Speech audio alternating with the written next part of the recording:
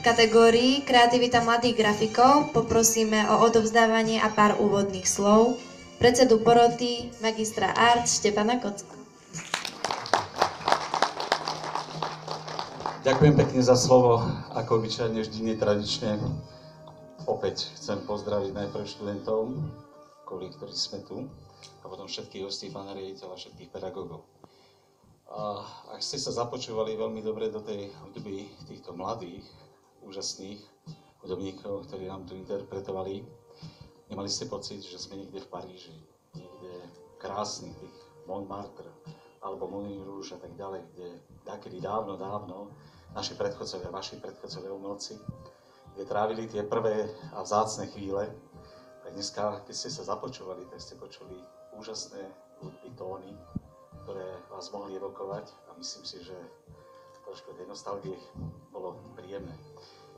Skôr než začnem, zase som si niečo pripravil iné, ale pred nejakým časom som dostal taký vzácny telefón, teda vzácny, nie, myslím ako, dostal som telefonát, kde jeden rodič mi zavolal a povedal mi niekoľko viet. Že ďakujem všetkým pedagógom, všetkým učiteľom, ktorí sa podielali na jeho výchove pri vzdelávaní a na to, aby ten človek pokračoval ďalej na vysokej škole.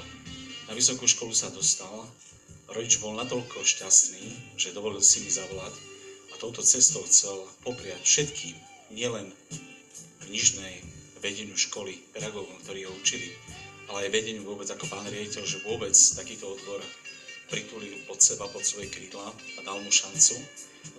Druhá vec, vznikla táto kreativita ako veľký prínos nielen pre túto školu, aj pre všetky ostatné školy.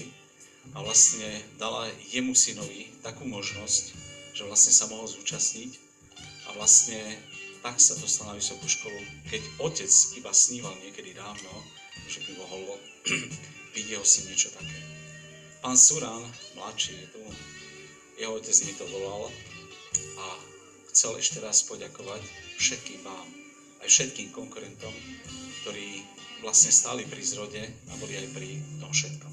Samozrejme, treba vám všetkým poďakovať ostatným pedagógom z iných stredných škôl, rodičom a tak ďalej. Všetci tí, ktorí sa podielali na takomto niečom.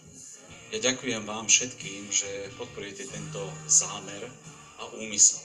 A vy, ktorí ste dneska zvíťazili, verím, že budete nasledovať podobný príklad toho mladého muža a verím, že mnohí ste sa už aj dostali do školy.